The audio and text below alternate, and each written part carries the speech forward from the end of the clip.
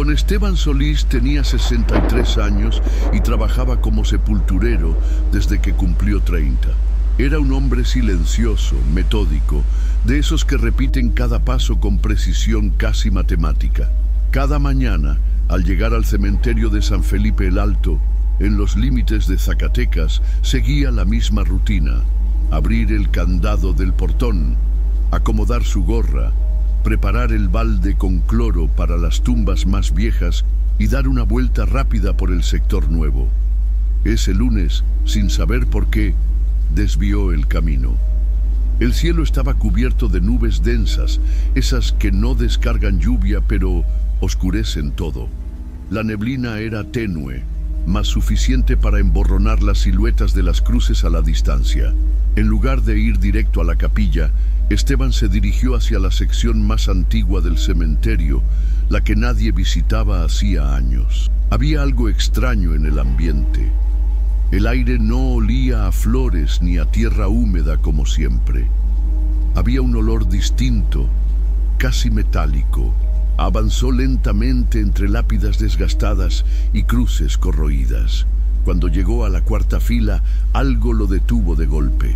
Frente a él, una tumba con la lápida de concreto fracturada y la tierra ligeramente removida. No estaba abierta, pero claramente había sido tocada. Lo primero que pensó fue en perros callejeros, pero la tierra estaba removida con demasiada precisión. No había marcas de garras ni de herramientas, ninguna pisada, ningún rastro de alguien que hubiera pasado por ahí. Se agachó con cuidado, observando el montículo. Estaba ligeramente abultado, como si algo hubiese sido enterrado o desenterrado hacía muy poco. El nombre grabado en el mármol ya se notaba desgastado, pero aún se leía: Tomás Valverde, fallecido en 1940. Esteban frunció el ceño.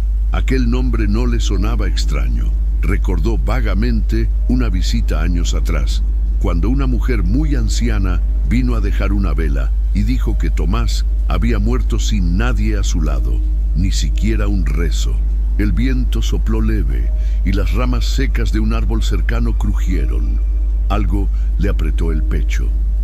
No era miedo, aún no. Era algo más sutil. Una especie de malestar que le recorría la espalda como una advertencia sin palabras.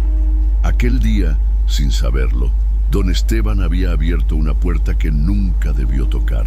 Y si tú también eres de los que buscan historias que no todos se atreven a contar, suscríbete, activa la campanita y cuéntanos en los comentarios cuál ha sido tu experiencia más inquietante en la vida.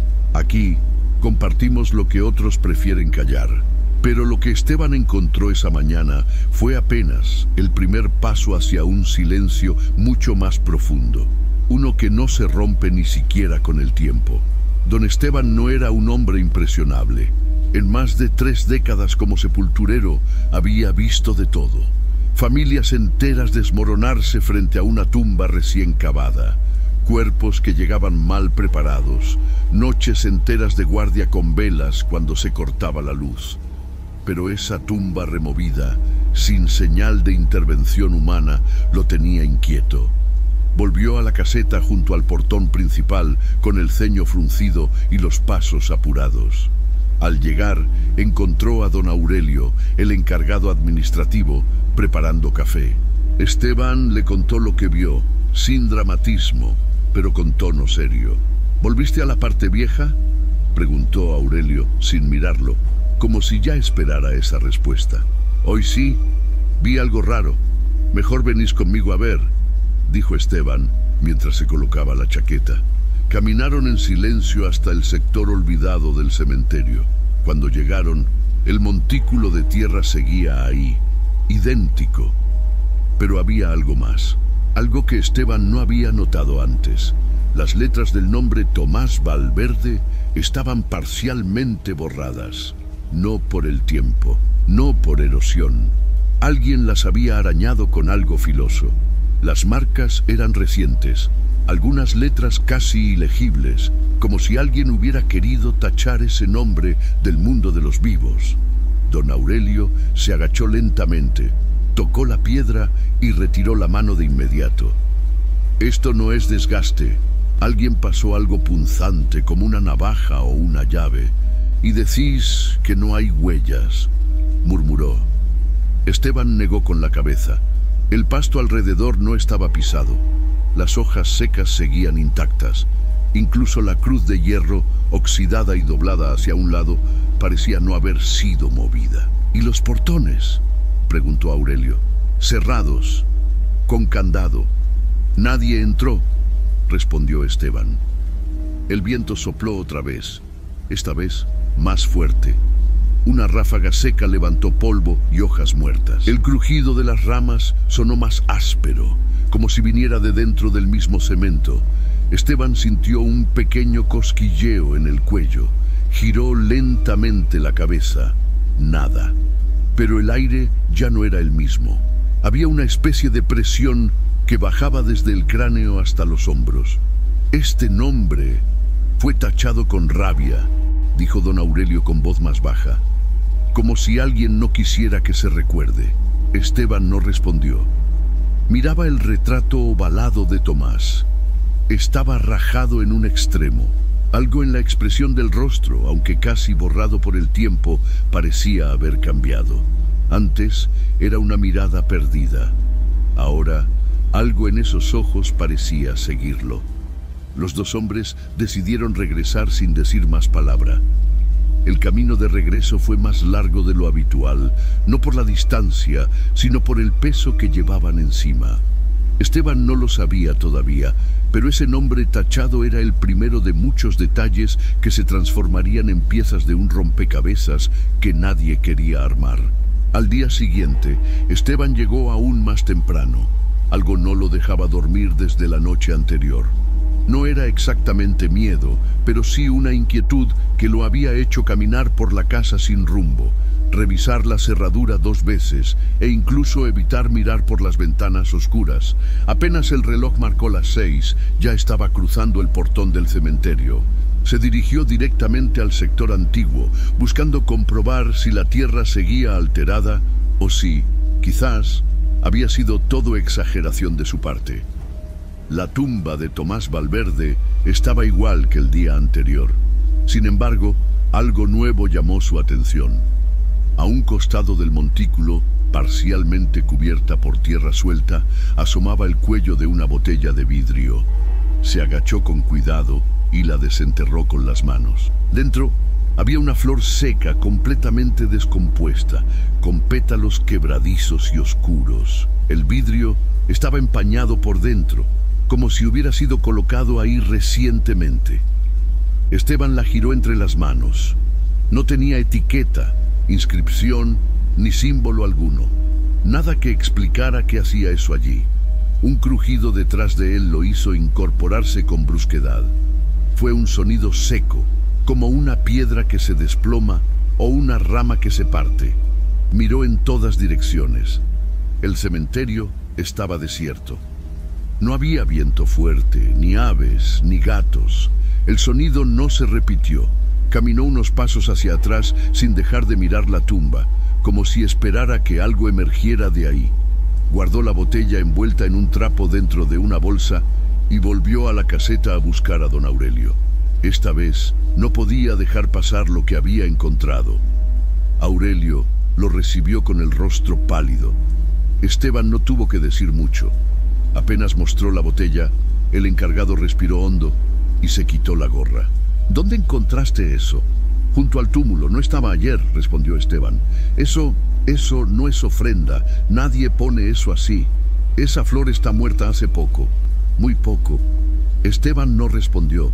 Don Aurelio tomó un rosario de su bolsillo, lo apretó un segundo y dijo en voz muy baja: eso no lo dejó un vivo.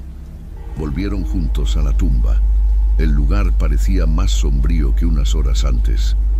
El aire se sentía denso, como si algo invisible presionara sobre los hombros de ambos. Durante varios minutos observaron en silencio, esperando cualquier cambio. De pronto, el mismo crujido de antes volvió a escucharse, esta vez a pocos metros. Esteban giró en seco. Nada. Solo lápidas cubiertas de musgo y sombras largas. «Vámonos», dijo Aurelio. Caminaron sin decir una palabra más. Al llegar a la caseta, Esteban puso la botella sobre una estantería de madera. La flor dentro parecía haberse marchitado aún más. La observó unos segundos antes de cerrar la puerta con llave. Esa noche algo se rompió dentro de él. Por primera vez en su vida, Esteban sintió que estaba enfrentando algo que no entendía y que lo estaba esperando.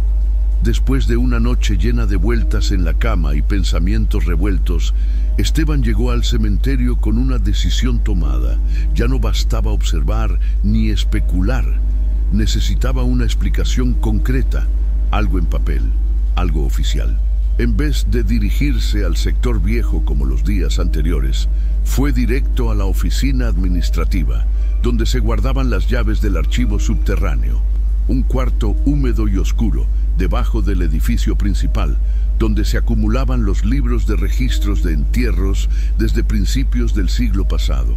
Don Aurelio ya estaba allí, revisando papeles con una mirada cansada.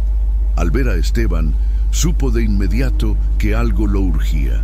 «¿Querés bajar?», preguntó sin rodeos. «Sí, necesito revisar el año 1940. Quiero saber quién era realmente ese tal Tomás Valverde». Aurelio no discutió. Le alcanzó una linterna, un manojo de llaves viejas y bajaron por la escalera de concreto. Al abrir la puerta de hierro oxidada, el olor a humedad y papel viejo los envolvió. Esteban, acostumbrado al aroma de tierra y flores secas, sintió ese aire como algo más denso. Una especie de peso colgado en cada rincón del lugar. Buscaron entre estantes cargados de libros gruesos, encuadernados en cuero. Tras 15 minutos, dieron con el volumen de registros de entierros del año 1940. La letra manuscrita de los encargados de aquella época seguía firme, clara. Pasaron hoja por hoja, hasta que, entre los nombres de fallecidos por fiebre tifoidea y accidentes en el campo, apareció Valverde Tomás, fallecido 3 de julio de 1940, inhumado el mismo día. La columna de observaciones, sin embargo, fue lo que les detuvo el aliento. Enterrado sin ceremonia, sin familiares presentes, orden de sepultura expedita por la jefatura local. Procedimiento autorizado sin autopsia. Don Aurelio leyó en silencio y luego murmuró: «Eso no era normal ni en esa época». Esteban siguió leyendo. Al final de la página, casi como una postdata, una anotación en tinta más pálida aparecía escrita a mano con letra temblorosa: «Este sepulcro debe permanecer sellado. Bajo ninguna razón abrir. Revisión pendiente. Peligro». El papel estaba amarillento y esa nota parecía haber sido escrita por alguien que ya no tenía tiempo para explicaciones. Un último intento por dejar un aviso. «¿Revisión pendiente?», dijo Esteban en voz apenas audible. Don Aurelio cerró el libro lentamente. Nadie dijo nada más. Ambos sintieron que no estaban solos en ese sótano. El silencio no era completo. Era un silencio denso, como si otra respiración, invisible, contenida, se sumara a la suya. Salieron del archivo sin mirar atrás, con pasos más lentos que de costumbre. Cuando emergieron a la luz grisácea de la mañana, el mundo afuera parecía menos real. Esteban sabía que no podía borrar lo que había leído, y por primera vez pensó que aquel nombre, rayado sobre la lápida, no había sido tachado por rencor, sino por advertencia. El día siguiente amaneció con un sol débil, filtrado por nubes altas que apenas dejaban pasar la luz. Esteban, a pesar del cansancio acumulado, se presentó temprano. No cargaba herramientas, ni balde, ni escoba. Solo llevaba consigo una linterna pequeña en el bolsillo y un cuaderno donde había comenzado a anotar todo lo que estaba ocurriendo desde que notó la tumba alterada. Necesitaba registrar cada detalle. Ya no confiaba del todo en su memoria. Fue directo al sector antiguo. El aire allí tenía otro espesor, como si el paso del tiempo fuera más lento entre aquellas lápidas. Al llegar a la tumba de Tomás Valverde, se quedó inmóvil. No por algo nuevo o grotesco, sino por una sutil diferencia que, una vez detectada, no podía ser ignorada. La pequeña foto ovalada en la lápida, que siempre había estado en la esquina superior derecha, ahora aparecía en la parte inferior izquierda. Esteban se acercó lentamente. Observó con atención la superficie del mármol. La piedra donde antes había estado colocada la foto tenía la marca clara del adhesivo envejecido, con líneas de óxido y una sombra gris. No había señales de que la foto hubiese sido arrancada con fuerza, y en su nueva posición tampoco mostraba daños. Estaba como si siempre hubiese estado allí. Respiró hondo, se inclinó y tocó la fotografía. Estaba fría, más de lo normal, incluso para una mañana fresca.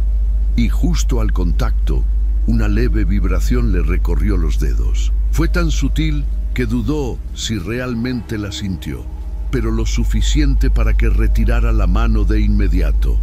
El rostro de Tomás, desdibujado por los años, parecía ligeramente más definido.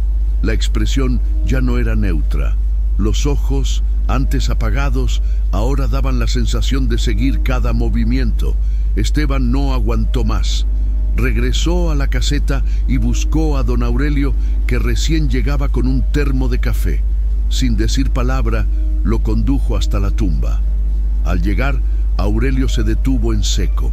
Frunció el ceño, miró la foto y luego la piedra. «Eso es imposible», dijo mientras se persignaba.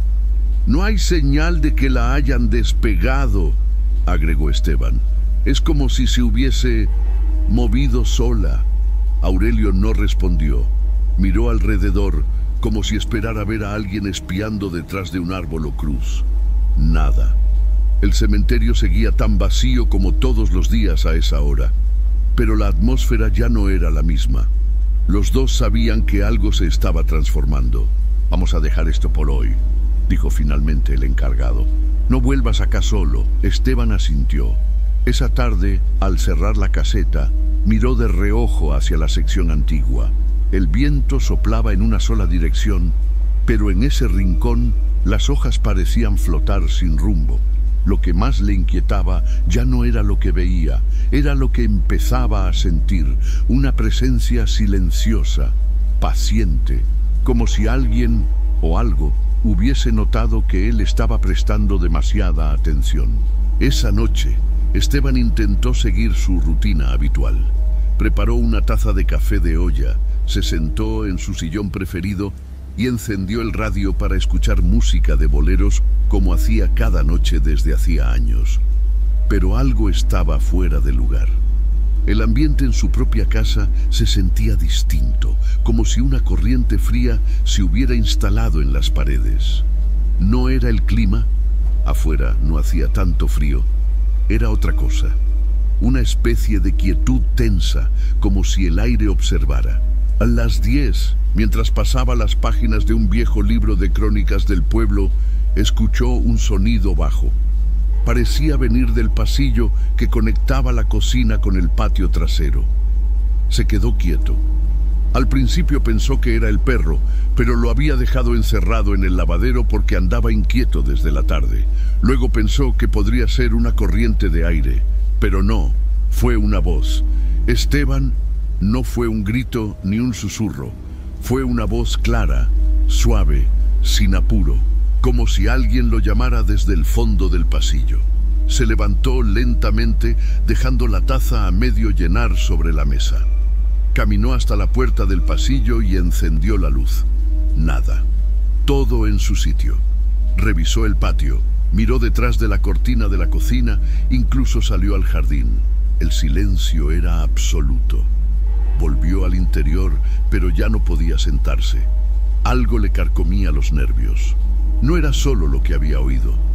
Era que su cuerpo lo sabía desde antes. Su perro, al que solía ignorar cuando ladraba por nada, esa noche estaba acurrucado, gimiendo bajo la mesa, con los ojos fijos hacia la ventana cerrada.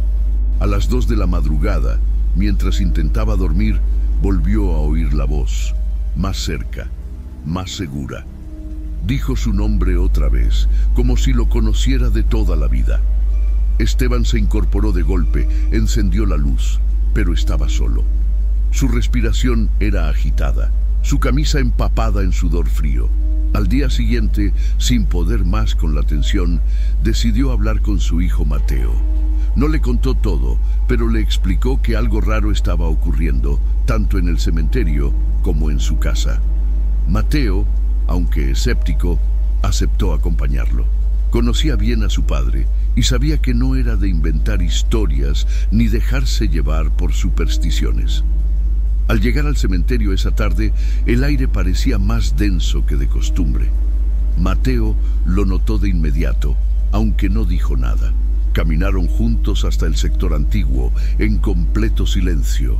Esteban no tenía un plan claro, solo sabía que no podía seguir enfrentando todo eso solo, y que si lo que estaba ocurriendo tenía alguna lógica, algún patrón, alguien más tenía que verlo, sentirlo, confirmarlo, porque la línea entre lo real y lo incomprensible empezaba a borrarse. Y aunque aún no lo sabía, lo que encontrarían junto al túmulo de Tomás Valverde sería la prueba más clara de que ciertas cosas no quieren ser vistas, pero aún así se dejan encontrar. Mateo, acostumbrado a ver a su padre como un hombre firme y sin sobresaltos, lo notaba distinto. No solo era su forma de hablar, más pausada y desconfiada, sino la forma en que miraba alrededor como si esperara algo detrás de cada lápida. A pesar de no creer en cosas fuera de este mundo, Mateo decidió no juzgar. Sabía que su padre no era hombre de inventar historias, y eso, de por sí, ya era suficiente para prestarle atención. Caminaron hasta el mismo lugar de los días anteriores. La tumba de Tomás Valverde seguía allí, y aunque a primera vista todo parecía igual, Mateo notó que la tierra alrededor estaba suelta otra vez, como si hubiese sido removida recientemente. Esteban no se sorprendió. La tierra no debería estar así. No llovió, nadie vino. No hay lógica, dijo en voz baja. Mateo se inclinó para tocarla. Estaba húmeda. No había marcas de pisadas, ni herramientas, ni señal de algún animal escarbando. Algo no cuadraba. Esteban entonces se dio cuenta de algo más. «Mira la foto», dijo señalando la lápida. La pequeña imagen ovalada que ya se había movido una vez, ahora había desaparecido por completo.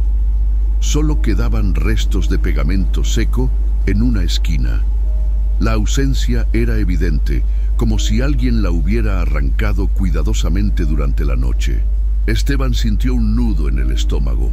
No dijo nada más. Se sentó sobre un banco de piedra cercano, respirando con dificultad. Mateo se quedó de pie, inspeccionando los alrededores. Fue entonces cuando lo vio. A unos 10 metros, al pie de un árbol antiguo y retorcido, una figura se movió entre las sombras. No corrió, no se desvaneció. Simplemente se deslizó en silencio, casi como si flotara. Mateo intentó enfocar la vista, pero la figura desapareció tan pronto como trató de mirarla directamente. «Papá, creo que vi a alguien allá», murmuró sin moverse. Esteban se levantó de golpe, siguiendo la dirección que señalaba su hijo, pero no vio nada. El lugar seguía igual, lápidas viejas, árboles secos y ese viento que parecía soplar solo en ese rincón del cementerio. Y entonces, sin previo aviso, ambos escucharon la voz. «Esteban». No era un grito. Era la misma voz pausada, firme, sin eco, que Esteban había oído en su casa. Mateo la escuchó claramente también. Se miraron en silencio, con los ojos bien abiertos. No había nadie visible, ni movimiento, ni lógica que pudiera sostener lo que acababa de ocurrir. «¿Escuchaste eso?», preguntó Esteban. Mateo solo asintió. Lo que fuera que estaba ocurriendo ya no era solo percepción de su padre, era real, Ambos lo sabían, no hablaron más. Decidieron volver por el mismo camino por el que habían llegado. Mientras salían, Esteban sintió que los ojos lo seguían desde algún rincón entre las lápidas. No había forma de saber si era su imaginación, pero el silencio detrás de ellos parecía demasiado presente, demasiado cargado, y esa voz, ahora confirmada, no los iba a dejar en paz tan fácilmente. Esteban pasó a buscar a Mateo temprano a la mañana siguiente. No quiso hablar demasiado por teléfono. Solo le dijo que necesitaba volver al cementerio, una vez más, pero esta vez no solo para observar. Iba preparado, una linterna nueva, su viejo radio de pilas y el celular con la batería completamente cargada. Si algo extraño volvía a suceder, lo documentaría. No era que buscara convencer a nadie, era una forma de asegurarse de que no estaba perdiendo la razón. El clima había cambiado. El cielo, antes nublado o opaco, ahora se presentaba despejado, pero el aire estaba más espeso que nunca. Era como si la atmósfera misma supiera que algo estaba fuera de su sitio. Mateo, más callado que de costumbre, lo acompañó en silencio. Al llegar al sector viejo, notaron de inmediato que la tumba de Tomás Valverde mantenía la misma apariencia extrañamente alterada. La tierra, una vez más, lucía removida, como si alguien hubiese cavado y vuelto a tapar con delicadeza. No había huellas, ni basura, ni animales, ni señal humana. Esteban sacó el radio de su mochila y lo dejó sobre una lápida cercana. Estaba apagado. Comenzó a caminar lentamente alrededor del túmulo mientras Mateo observaba los alrededores. El aire olía distinto, una mezcla de humedad con algo más, algo metálico, similar al óxido. Y entonces, sin tocarlo, el radio se encendió solo. Una ráfaga de estática estalló, seguida por un sonido irregular. Al principio era solo interferencia, pero luego surgieron fragmentos de voces. No eran claras, como si varias personas hablaran al mismo tiempo desde lugares distintos. No se distinguían palabras completas, solo frases cortadas, entrecortadas por el ruido blanco. Mateo se acercó, sorprendido. Esteban, sin decir nada, apuntó con la linterna a la base de la tumba.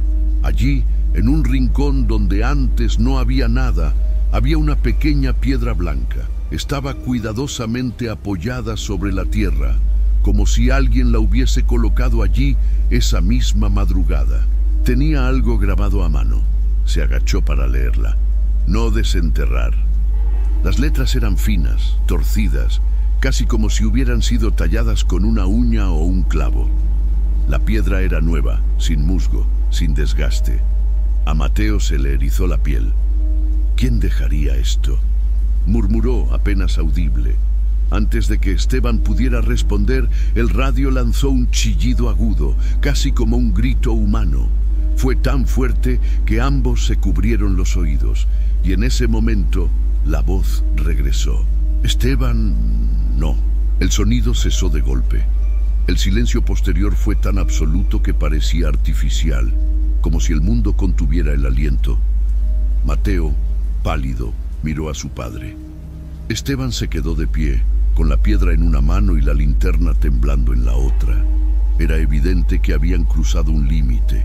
Lo que fuera que habitaba ese lugar ahora sabía que ellos lo sabían, y no parecía querer ser descubierto. Salieron del cementerio sin decir una palabra. Pero antes de cruzar el portón, ambos sintieron la misma cosa. Una voz muy cerca, apenas un suspiro, pero perfectamente nítida. «Ayúdame». Esteban no habló con nadie esa noche. Mateo, aunque lo acompañó hasta la casa, se marchó sin decir palabra. Ambos sabían que algo había cambiado, que lo vivido ese día no era una coincidencia ni una sugestión. Pero ya no se trataba solo de miedo. Había una sensación más profunda, difícil de explicar, una urgencia callada, como si algo estuviera esperando una decisión. Al amanecer, Esteban se levantó sin hambre, sin café, sin rutina. solo con la certeza de que necesitaba regresar una última vez. No para buscar respuestas, sino para intentar entender si había forma de cerrar lo que se había abierto. Llevó solo una linterna, sin radio, sin celular, sin compañía. Sabía que Mateo no lo permitiría, por eso no avisó.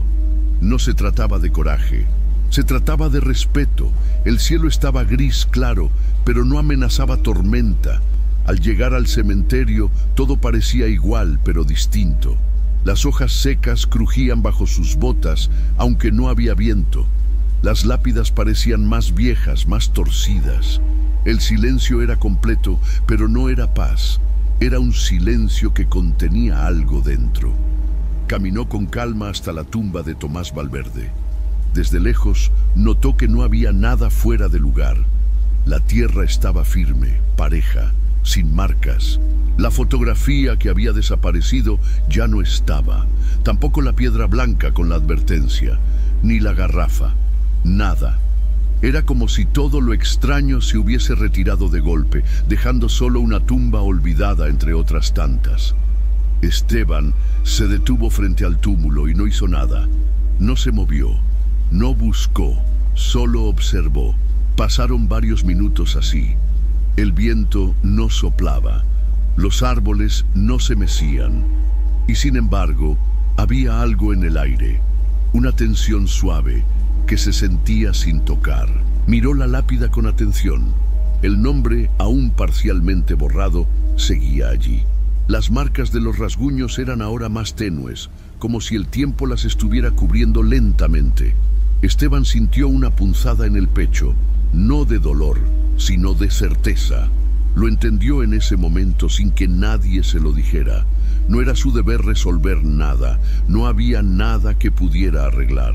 Solo debía aceptar que hay cosas que existen más allá de la comprensión, que no buscan ser vistas y que cuando se manifiestan no piden explicaciones. Solo presencia, testigos. Respiró hondo y se sentó en una banca cercana. Por primera vez en días no sintió miedo, tampoco paz.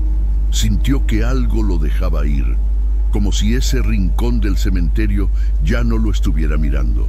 Se quedó allí, en completo silencio, hasta que el sol rompió por fin las nubes.